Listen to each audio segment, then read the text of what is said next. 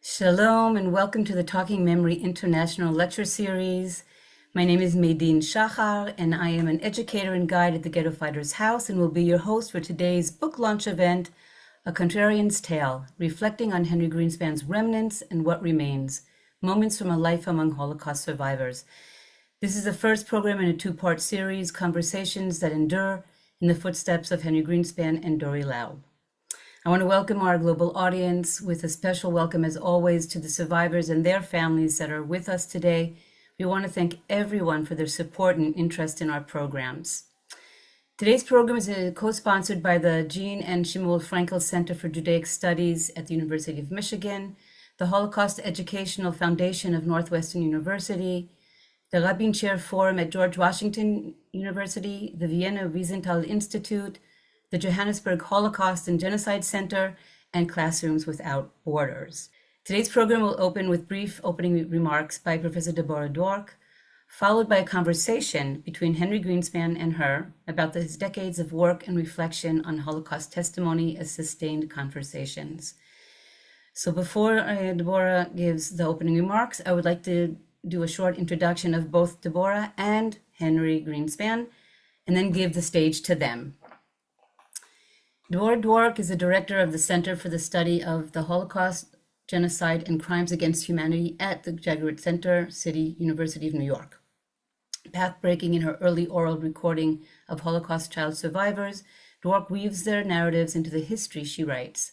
Her award-winning books include Children with a Star, Flight from the Reich, Auschwitz, and Holocaust. Her most recent work, Saints and Liars, the story of Americans who saved refugees from the Nazis, was published in 2025, and congratulations on that. Dwork is also a leading authority on university education in this field.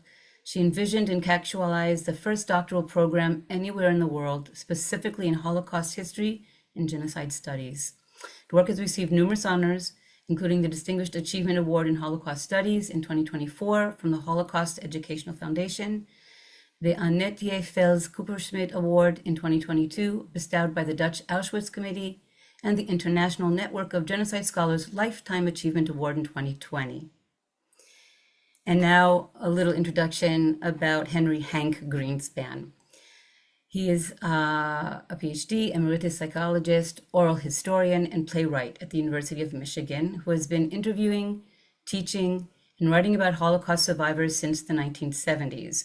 Rather than one-time testimonies, Greenspan's approach has been to meet with individual survivors in sustained conversation over months, years, and in a few cases, decades.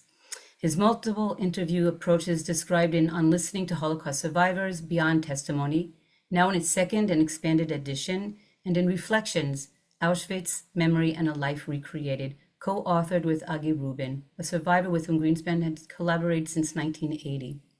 He has co-led the annual HES seminar for professors of Holocaust courses at the United States Holocaust Memorial Museum in Washington, and was a Fulbright visiting research chair at the Center for Oral History and Digital Storytelling at Concordia University in Montreal.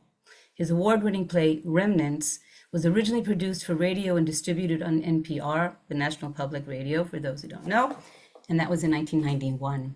Greenspan has since presented as a one-person stage performance on more than 300 stages worldwide. During 2024-2025, a Festschrift inspired by his work was published in the journal Holocaust Studies. He received the Distinguished Achievement Award in Holocaust Studies from the Holocaust Educational Foundation, and he was awarded an honorary doctorate from Malmö University in Sweden. Despite such honors, Greenspan continues to see himself as a contrarian relative to much of the ways we engage and represent survivors and the rhetoric of testimony, trauma, memory, survivors, stories, survivors, legacies, and the term survivor itself. And today, we are celebrating his most recent book, a literary memoir entitled Remnants and What Remains, Moments from a Life Among Holocaust Survivors. And with that, I want to give the stage to Hank and Debórah. Thank you, Medine. Thank you, Yoni. And thank you, Hank, for this opportunity to serve as your interlocutor. Thank you. Thank you. Thank you. My first teaching job was at the University of Michigan in Ann Arbor. Need I say more? That accident of history brought me into Hank's orbit. I had recently embarked on the research for my first book about the Holocaust, Children with a Star, that Nadine just mentioned, and I had begun to record the oral histories of child survivors. Again, need I say more? This was long before the Spielberg Project, which became the Shoah Foundation Visual History Archive. As I say, long before the Spielberg Project had been actualized. And everyone said, go see Hank Greenspan. You've got to talk to Hank Greenspan. From that time to this, the esteem in which Hank's work is held has grown ever richer and more nuanced. Remnants says more about the Holocaust in fewer words than just about anything I know, Indiana University professor Alvin Rosenfeld commented. His colleague, Omer Bartov, who serves as the Birkeland Distinguished Professor of History at Brown University, and who disagrees with Alvin about nearly everything, is in complete accord when it comes to Hank. Of the countless attempts to represent the Holocaust, Remnants stands out as a uniquely succinct and piercing glimpse into the immeasurable horror of genocide, Omer observed. Wendy Lauer, distinguished professor and director of the Magrubian Center for Human Rights at Claremont McKenna, elaborated. Decades ago, Greenspan began listening closely to Holocaust survivors, not one-time testimony, but conversations, often sustained over years. In Remnants, Greenspan recreates these dialogues, capturing the most powerful exchanges.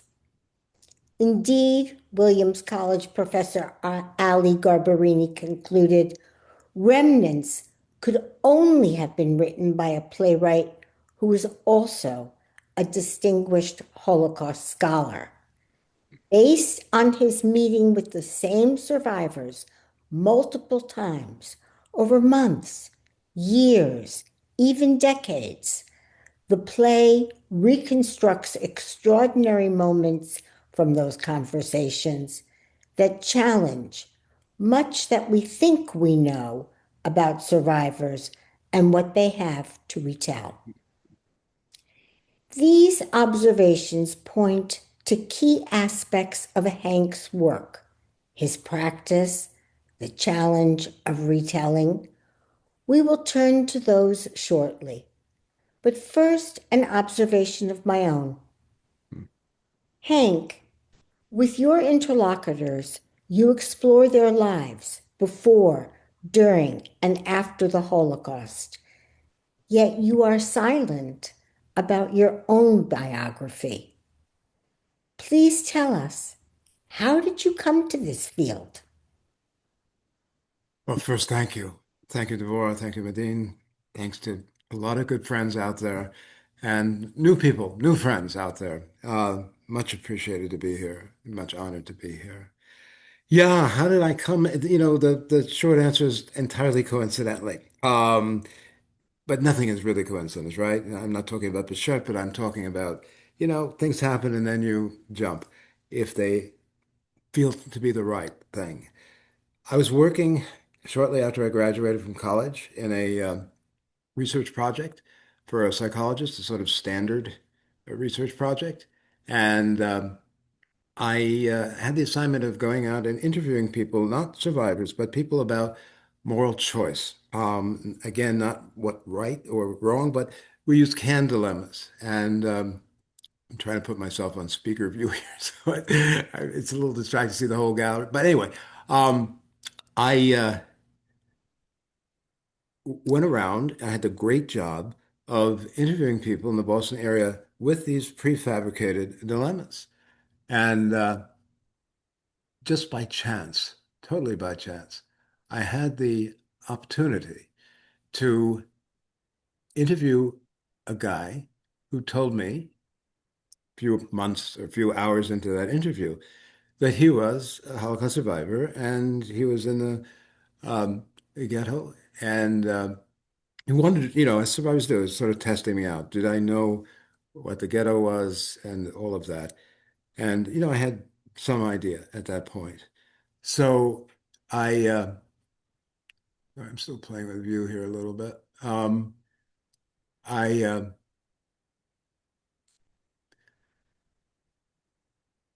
He asked me, he said, do you still would you like to hear some real dilemmas? Well, I said, sure. And he began to talk about the ghetto. This is in Białystok. And his family were encouraging him to leave, and if he could, and join the partisans. Um, he chose to stay. As a young guy, he felt he could do more by helping out with them than by leaving. And so that's what he did. Um, it turns out that a few months later, they were all deported, actually a few weeks later to Auschwitz, and he alone survived. Now, we went from there into a much longer discussion of not only other dilemmas, but his experiences in Auschwitz and in other camps, Death March, and so on. And really, as full as one ever gets, uh, oral history of his experiences during the war. But that was just the beginning. We also talked much more widely about the implications of all of those experiences, the kinds of questions that so many of us really want to ask survivors, along with the historical questions, like the theological ones. How about faith? How about faith in humanity? How about faith in divinity?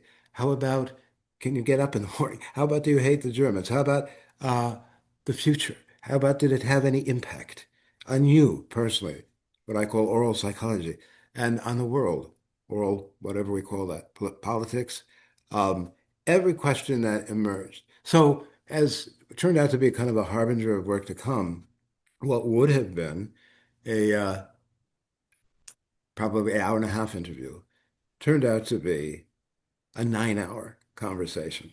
Um, I don't think I've ever had another conversation with a survivor or, frankly, anybody that went on quite that long.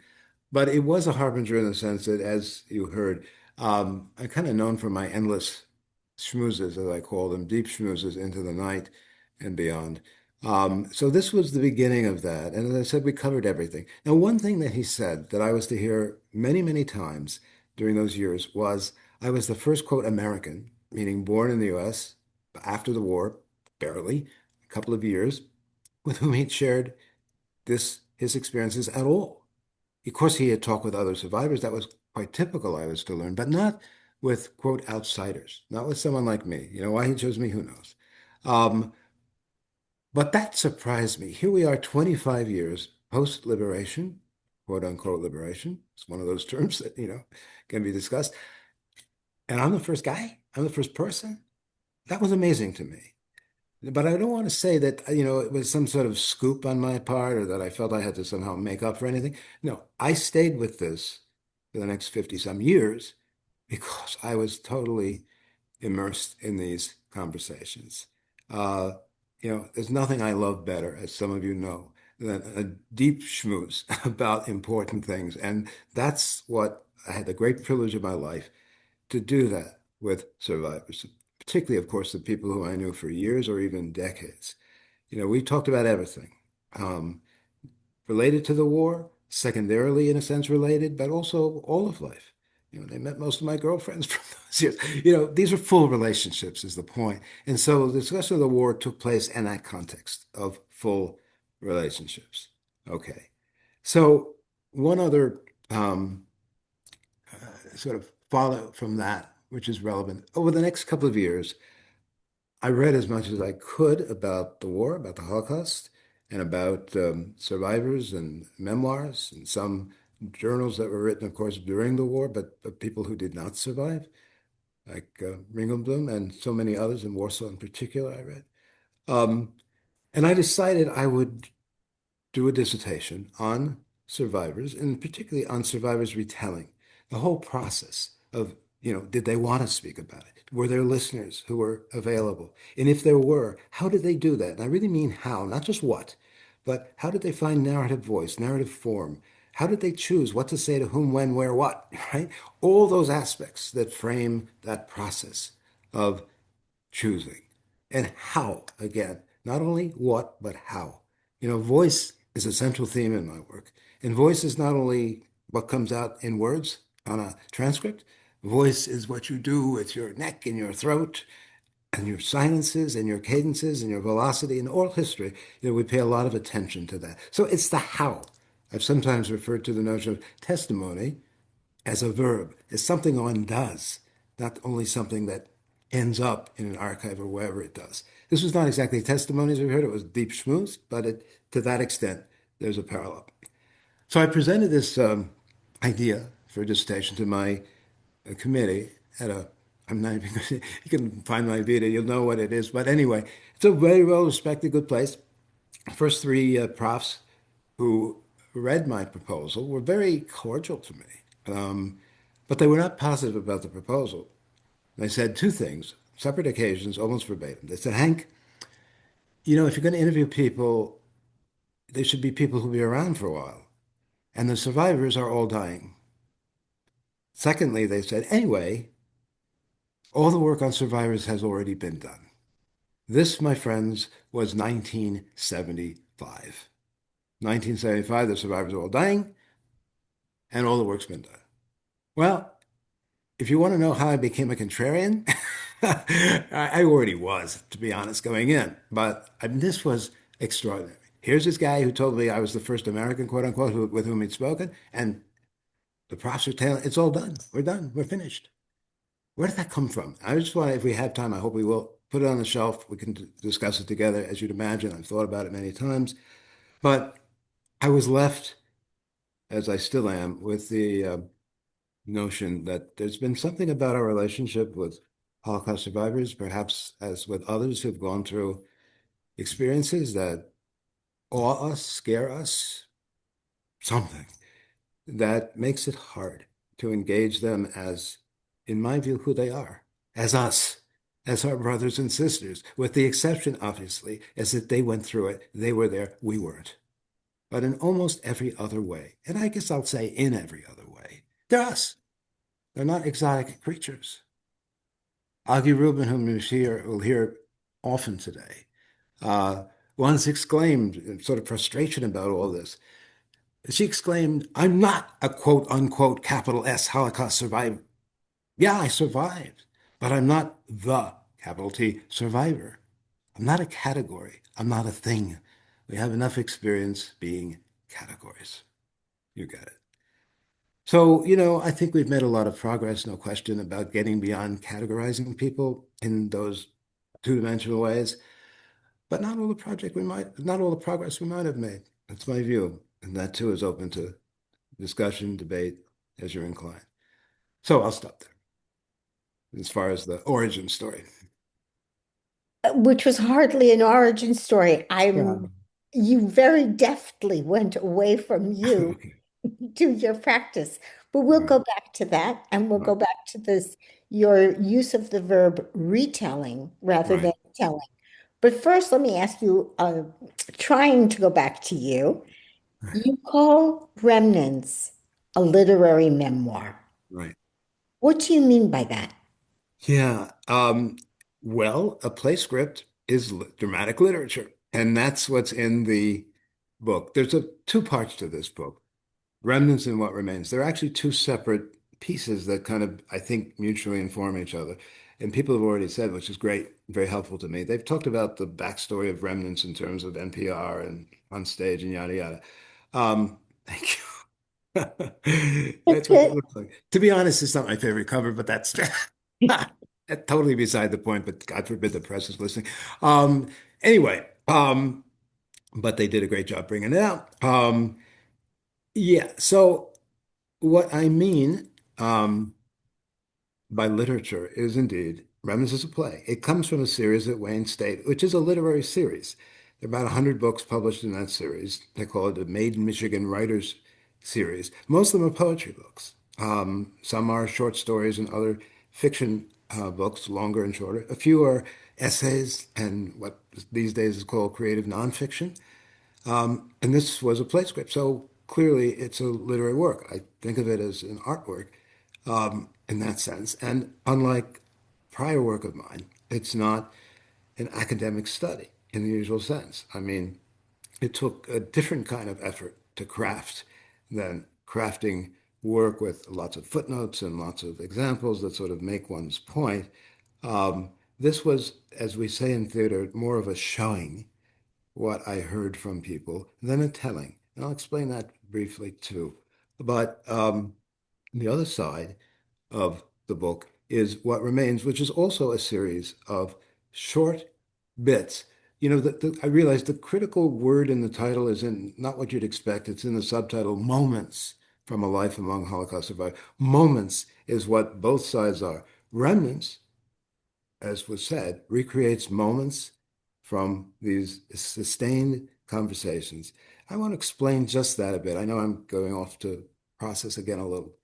But you know, when we talk with anybody at any length in depth about anything, survivor, anybody else, every now and then that person will come up with a image, sometimes just a cadence of voice, a different phrasing that just kind of nails it. You know, I mean, these are extraordinary, these are gifts.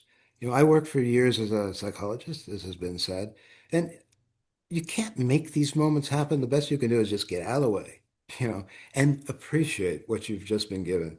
When people in my practice as a therapist used to come to such moments that they knew just nailed it about something important, they would often tear, not because it was sad necessarily what they realized, but because it was true. It's a release. And not only that, but someone was there in those instances, the shrink on the other side of the room, to hear it. So it wasn't only their private realization, but also a shared one that was to that extent preserved.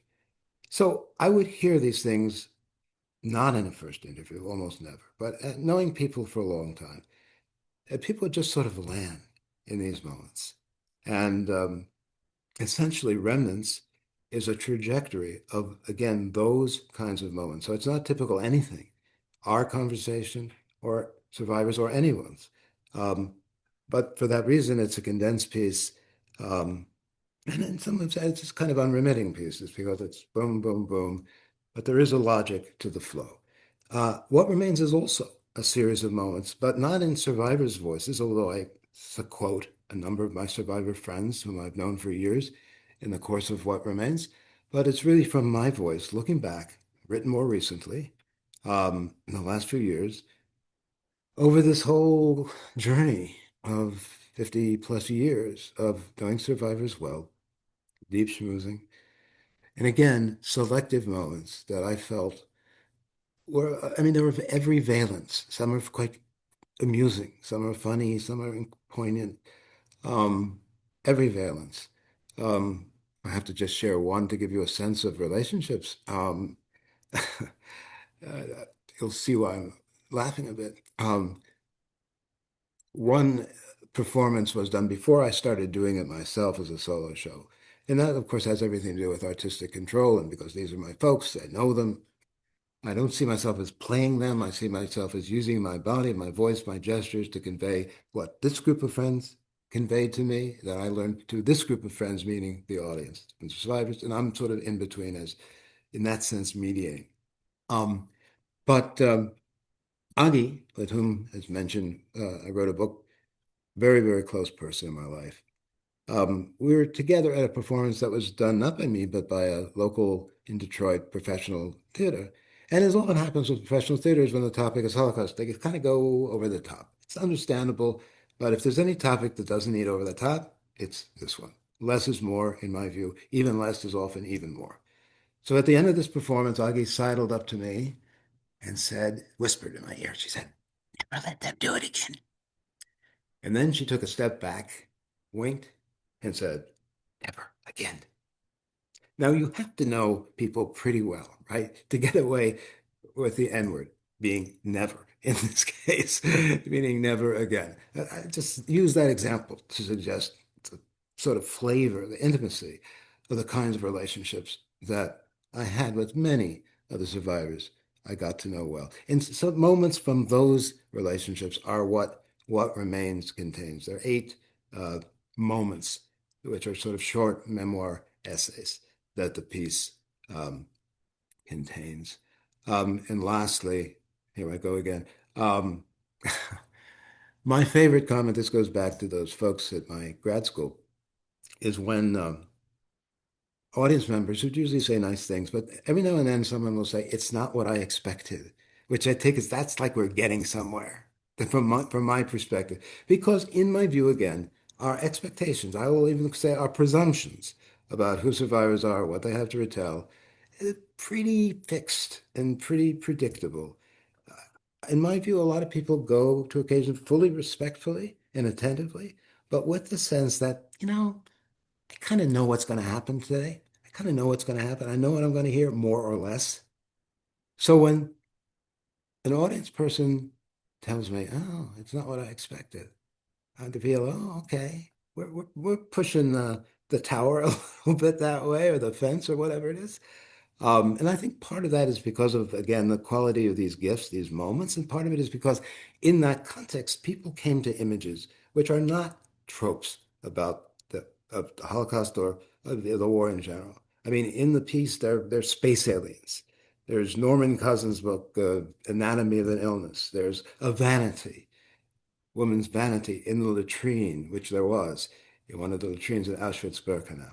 So these are not images that we're used to associating. I think it's part of the, I was not trying to be exotic. These are the images that survivors landed on. But as a result, I think that's partly why people kind of say, "Well, wait, space aliens, where are we? Are we doing Mars? What's up?" So it kind of moves them away from some of that expectation. Okay.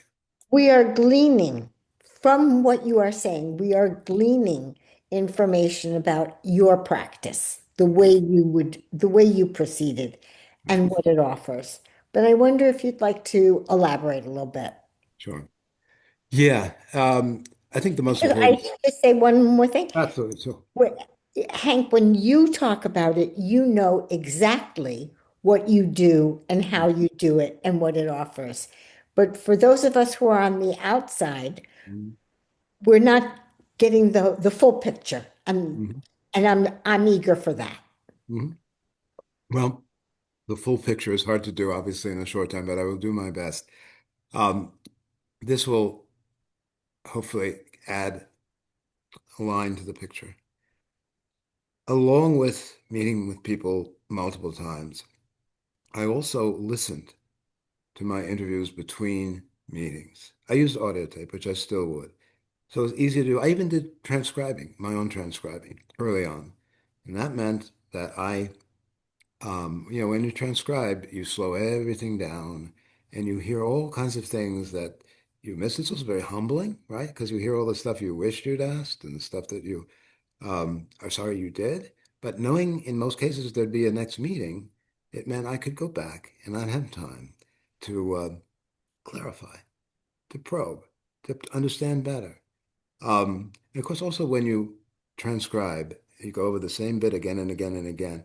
And this has a lot to do with remnants because these voices became, in a way, inscribed in my thinking. The very different voices, the very different survivors, the way they use silence, cadence, and so on. Um, what I started to do as well was easy to do with audio tape. I would take certain excerpts from my interviews, short ones, 1 2 minute excerpts. And I would bring them to the next meeting. And I would say with the survivor, you know, this was from our last meeting, and I'm not sure I got this right. Can we revisit? Can we talk about it? I will say in general, people loved it. They really enjoyed, the chance to work together that way, to have that kind of collaborative engagement. And I'm going to quote yet again my beloved Augie, in her description of these kinds of interviews for her. She said, "One thought sparks another, and then another, that I may not have even known I had. That's the part that is so gratifying.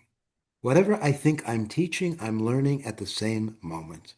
We're learning together, learning together. I mean, if there's one phrase that summarizes what I've tried to do in my work with survivors, which is hardly work, it was something beyond work, privilege, was that experience of learning together. And it's not, we typically understand, we think of interviews as some process in which someone has the whatever, the information, the data, the memory, and the other person, whom we call the interviewer, is trying to in some way extract it, elicit it, however gently, for the archive, for whatever purpose.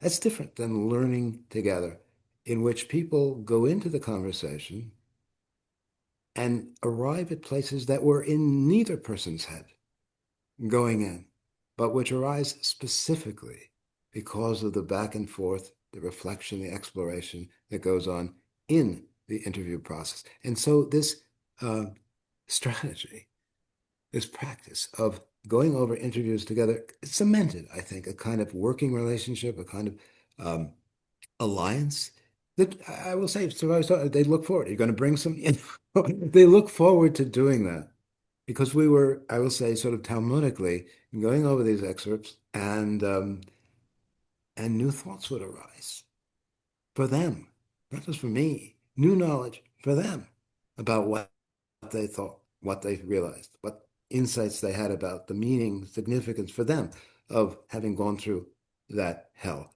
So, it was joyous. And again, it's nothing exotic. We know this from our best conversations with anybody. When friends, we don't, here I go glib. Usually friends don't give testimony to friends, right? They just talk.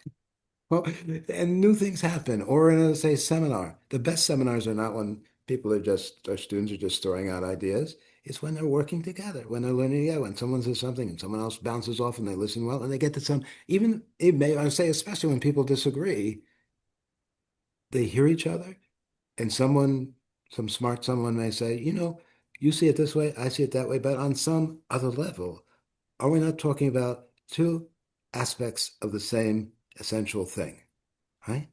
It's that same essential thing, which is the new knowledge, right? That neither one had in mind if it were not actually for the differences between them.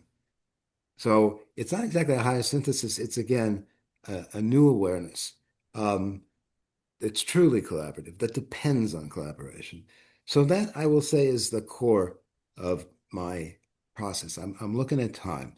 There was one specific example, but it'll take a little while. And so even in real time, I'm thinking about whether I should go there. I'll try to do it. Go Yes, for it. go for it. Okay.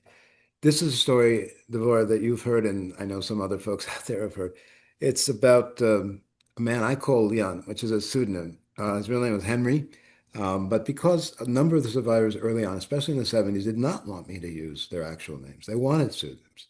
Not all, but they wanted that degree of privacy in those years.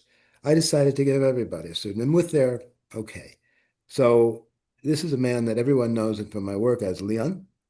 Um, and Leon, in our first four interviews, repeated the same episode in each one. And it was the only one that he repeated in that way. It was a short, quote, episode about a prisoner who had been caught stealing bread, um, and secretly, he thought, giving it to his sister who was starving in a nearby camp. He was caught and he was then executed the next day, um, in front of the other prisoners. When he talked about it, he said, this is the kind of thing I never discussed because it was so traumatic. His word. Oh, maybe I told somebody years ago. Well, he told me like 2 weeks ago. But he remembered it as a long time ago because it was the kind of thing that he, um, as he said, was very traumatic. So he started to repeat it again in our fourth interview. By this time, I just couldn't contain myself. But here was a guy who kept remembering what he said he never remembered, and without remembering that he kept remembering it. I'm thinking, this is really interesting. And I knew he would be interested. He was a man who was very himself interested in the whole process of retelling and the whole process of how that happens and how that works.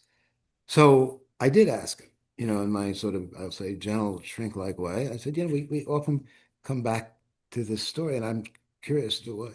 And I had my own theory. I have to say this is one of my favorite excerpts and moments from all the years of working with survivors. He responded to what I said was saying, yeah, yeah, yeah. I mean, just that tone. He said, you see it as you see it, but there are a few elements you could not have known. Few elements you could not have known, which is true, of course. I would never have asked about it if he hadn't repeated it 4 times. If we hadn't had 4 interviews, there'd be no reason for me to have asked about it. And so then he explained what it was I could not have known, which is true. There's nothing in the story as initially retold that I could have known. And it turns out, and I'm being very abbreviated here, there was much more to the story than was told in the first instance. The gist of it was that this particular guy who had stolen the bread for his sister was a favorite, like the favorite, sort of almost the golden boy of this camp. He worked with the SS, I mean, in their homes or in their wherever they lived there as a small labor camp. People felt that not only he, but in general, that this was a little island of security. It was a small labor camp not far from the Radom ghetto, and that at least they had a good chance of getting through as long as they were there. He said the SS used to show them off. Look at these Juden. Look how they can work. It's wonderful.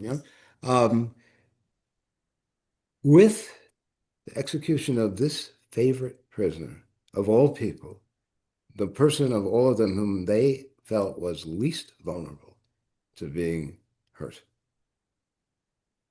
To Leon, as he then explained to me, it meant no one's life is worth a damn, no matter who you are. They will step on you like they'd step on a cockroach. Our illusion of safety was suddenly and dramatically, he said, our pipe dream was suddenly and dramatically shattered, along with Huberman's skull. And I'm not going to go there now, the time, but then he described that moment of shattering from the inside, which was probably the most vivid description of what trauma is as experienced that I've heard. The gist of it was everything went dark. And the only reality, as he said, the only reality here is death.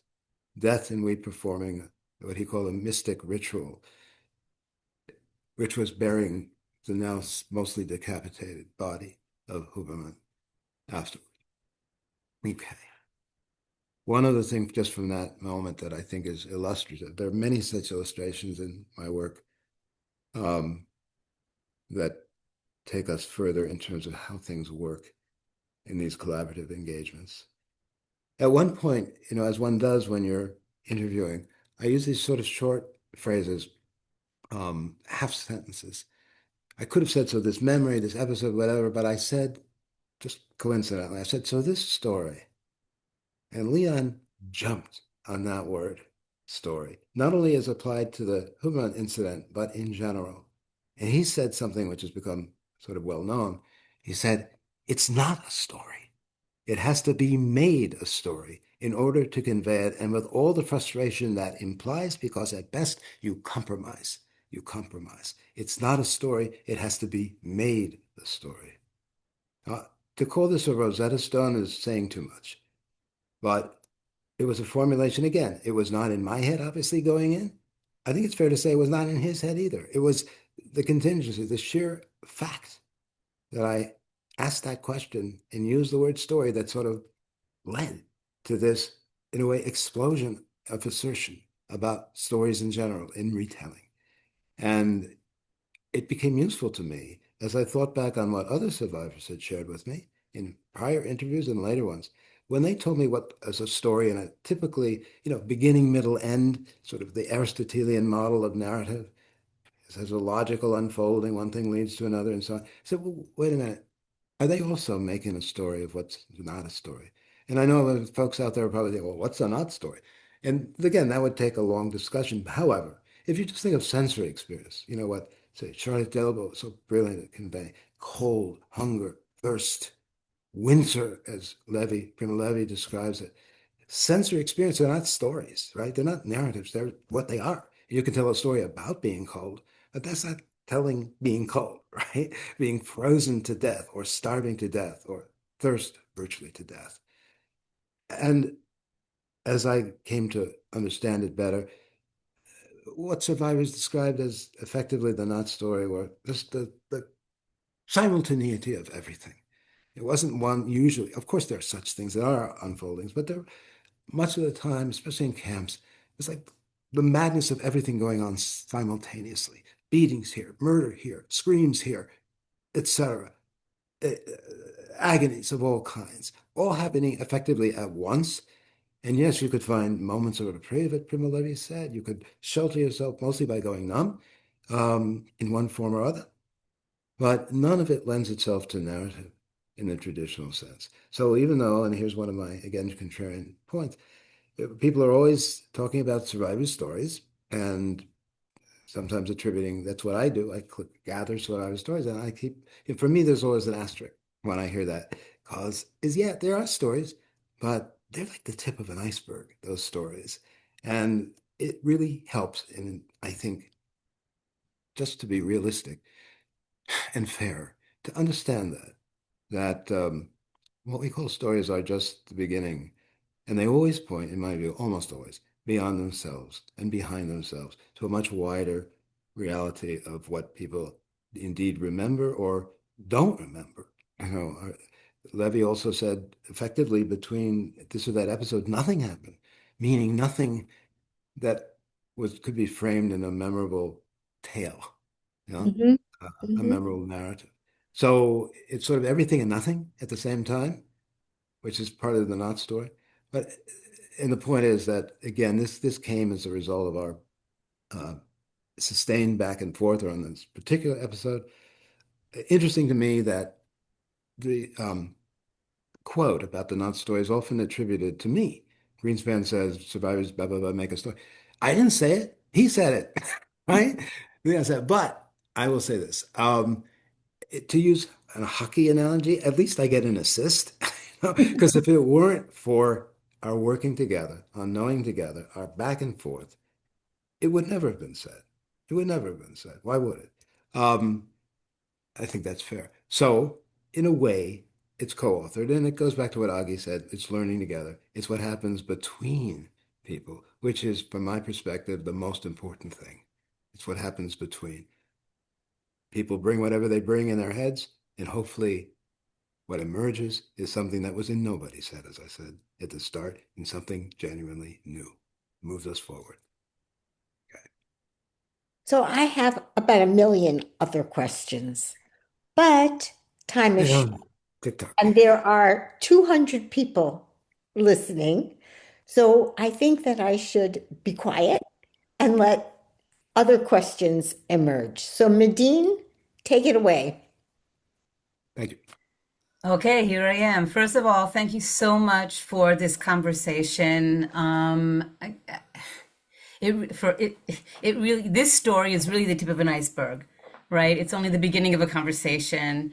But what a conversation. I think that so many people, at least I can say for myself, have been influenced by both of you and Hank, especially when dealing with such a really a difficult situation that you say, okay, I'm going to go into it anyway.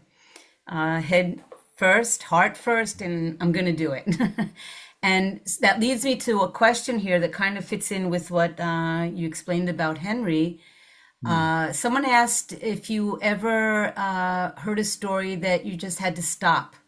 It was Mm. too painful for you to cope with. Remember, there's also the listener here, right? Right. So, Yeah. The answer basically is no, but maybe that's because, my background as a therapist, one hears a lot of stuff, right? right. And maybe and I think I did at times, I went numb, like people talk about surgeons, right? You're not, you're doing your job, you're not thinking about cutting open a body. I don't know. But every now and then, if I ever stopped, it had less to do with hearing something that was difficult to tolerate, but being concerned. It was very rare, but in one case, possibly related to our discussions. One of the people that I got to know well told me that by accident he was scared of people breaking into his home.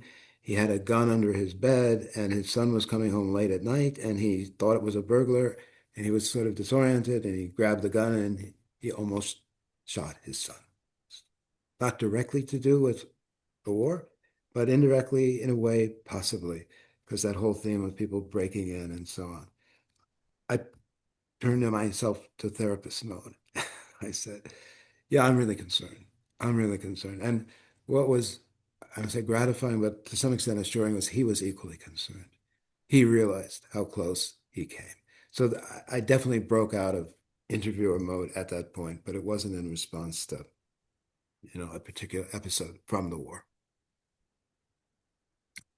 That's actually the point of listening, right? Is that were able to listen to that as well, and not Yeah, to yeah, yeah. focus just Well, on yeah, what they went through during the war. And I think that's yeah. maybe the psychologist in you. That'll be very Well, interesting when we talk about that again in 2 weeks.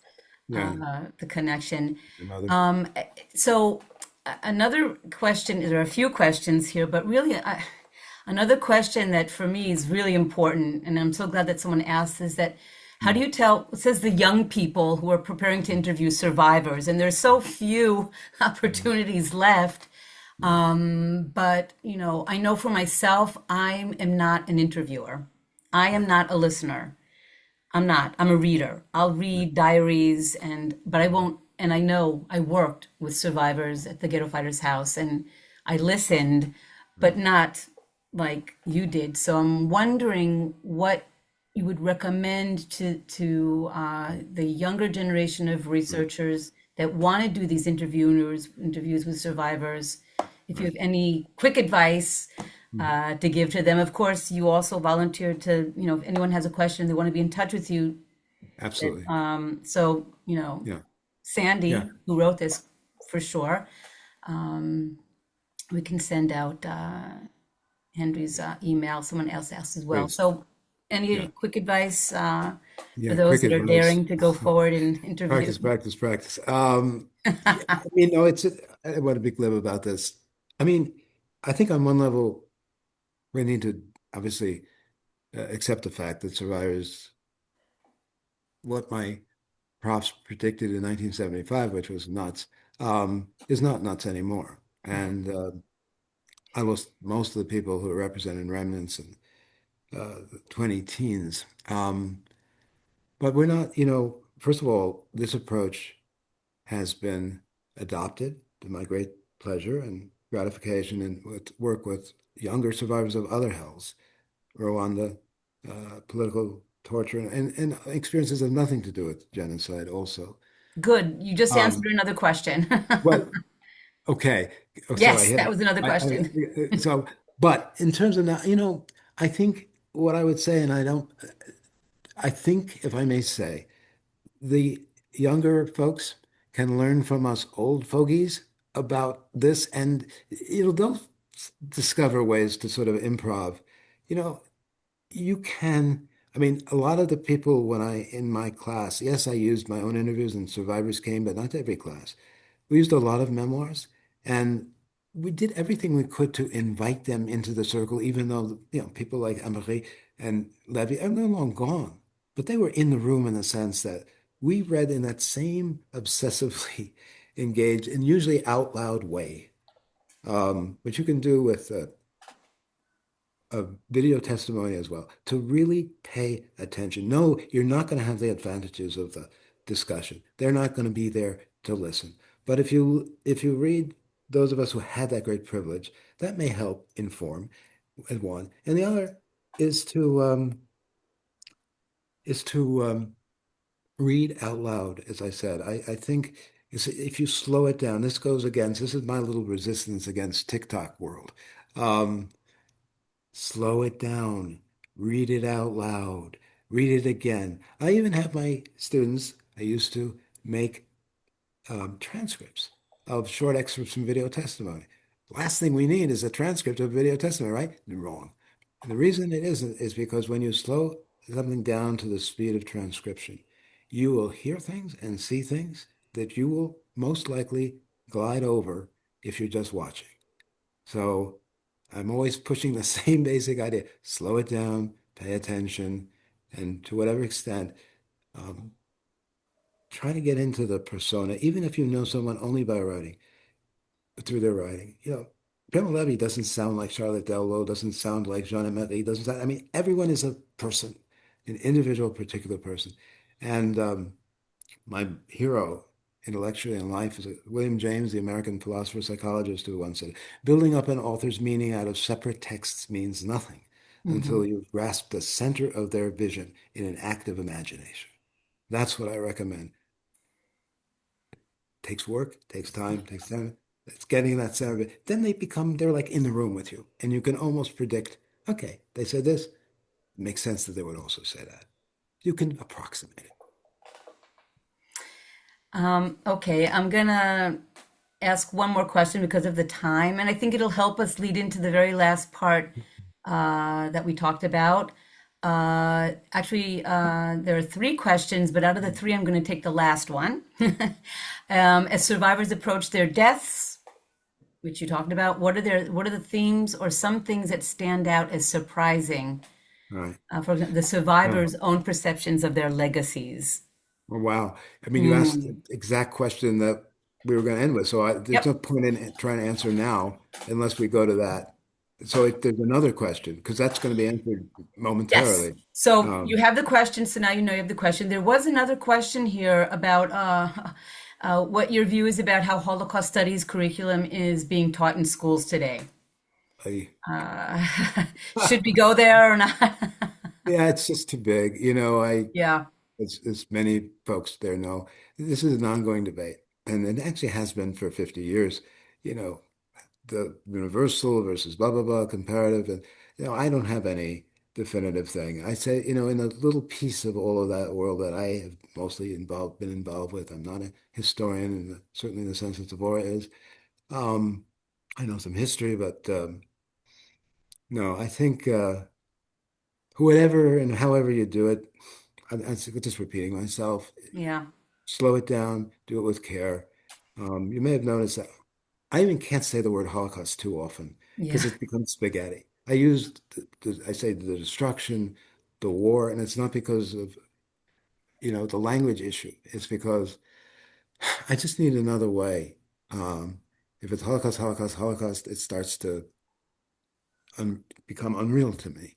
And so, of course, many survivors, and especially early, referred to it as the war. So I go with that as well. Um, Other than that, there's no summary comment I think I have. Take your time. Um, yeah. Second question that was asked was how you're. I think you write about this. You do write about this in your new book, in your literary memoir. How has your work influenced your loss of your survivor partners? I hope it didn't cause it. I'm sorry, I'm being glib. No, I mean, my work has been very influenced by the loss of my survivor partners. That's partly why I wrote this book. Right. It is in its own way a memorial, this Mm-hmm. book. I mean, the second part in particular is told from, there's a lot in this book. This is a good segue, actually. A lot in this book about loss. My loss of them and what that's meant, there's a lot about that. Very personal um, essays, and in their loss of a world, which of course is not news, but has become a cliche, when we lose the people who lived that world and knew those in it, there's a sense in which direct memory of pre-war Jewish life also slips away from us at another level. Yes, there's of course much that we can and do learn about it, but the folks who learned it, much that I learned myself about, I grew up in a kind of lukewarm reform background in the US. I didn't know anything about Rabbi Yitzhak, but and all of this great stuff, what a Gilgul was, as one survivor uh, described to me, all kinds of, my Jewish education beyond about the war was much impacted and really provided by survivors because they would invoke those memories. one line from the introduction to Remnants is, the voices of Holocaust survivors are themselves survivors. Each must draw on words and cadences that once belonged to entire communities, even while those communities are destroyed, or were destroyed. So, but what those communities were and who was there and how it was, there are many ways to learn that, but to learn it again from those who were in it is a different thing, I think, than otherwise. And yeah, I wish that some of the testimony archives and stuff spent more time on what, it's vaguely called life before. you know, I would say it deserves more than 10 minutes if you have one interview, at least two interviews. So anyway, much we can learn about Yes, we life. can. Absolutely. So we really, like you said, we've gone over a little, right? Yep. But we said that we would do one more thing Right. in the spirit of remnants and what remains. And we really can't finish without hearing Right. something from your. Thank you. Thank you. Much appreciated. And, this goes with that question just asked that we sort of delayed. Because I knew survivors as long as I did many, I was with them at the end of their lives. And so I had direct experience, sometimes the day of the way at least these people engaged the reality of their death. And of course, it's varied enormously. I don't think there's anything very general, but there may be one thing that contrasts a little bit with the ways that talk about Holocaust education is going. With this much context. A lot of Holocaust education centers, museums in recent years, including the one in my neighborhood, have dropped the word memorial from their title. So what once was the Holocaust Memorial Center near where I live is now the Holocaust Center. That's true in Montreal. It's true in other places as well. Whatever you judge about that, I judge, as usual, rather severely about it. I don't think it's a good idea. However, they have their reasons. But what I do suggest is that as survivors approach their own deaths, they move in a sense in the opposite direction. The survivors I've known at the end of their lives speak about those who will follow with love and hope. But dying survivors, in my experience, return to their foundations, to the people, the life, the world to which they once belonged, and in the best cases, where they were most unambiguously cherished. In imagination, memories, and dreams, they construct their own memorial centers, and they speak to us from there. So I'm going to read one excerpt again from Augie. The context of that is very simple and horrific. At the arrival at Auschwitz-Birkenau, her mother and little brother were sent one way. She was sent to the other. She ran over to be with them. The SS kept pushing her back. Her mother saw this happening and over the din called out, "Go, my child, go. We'll see each other tomorrow." And Augie usually said, "And I've been going ever since then." And this is Augie on legacy,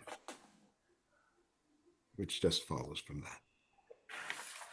What is that word they always use? That word, legacy, legacy, legacy. What is my legacy?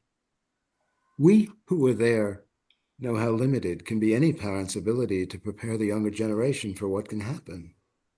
But then I think of my own parents, the legacy that I myself received, and I realized it's made up of small things that turned out to be precious to me, things I gathered up as much because I needed them as because my parents wanted me to have them. I barely remember my mother's face, but I somehow remember her principles, certain ways one tries to live one's life. My father, who survived, was with me through much more of my life. It was a full, mature relationship. And yet, when I think of him, I remember certain moments That word again, moments. I remember the way he sang Ein Kedohenu, one of our Jewish prayers. And whenever I'm at the synagogue, I hear his voice at certain prayers or hymns. I remember how much joy he got out of singing that particular one. And when it comes up, he's again with me, and I am singing with him. It is the harmony of voices that makes the legacy. The way I tune myself to him and feel his spirit singing through my own voice. Even now, we are singing together. So, actually, what is a legacy? It's these small things that are taken up by those who follow.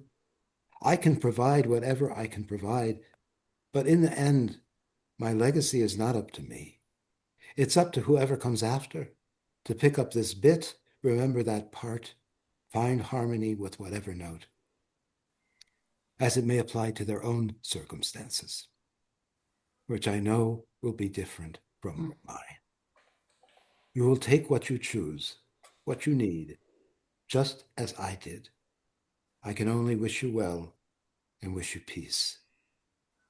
So one last time, I remember my mother's voice, and I repeat what she said to me as she looked across the mud and the agony, trying to get my attention, trying to imagine a future, trying to invoke hope, trying to bestow the only blessing that, in the end, this world allows.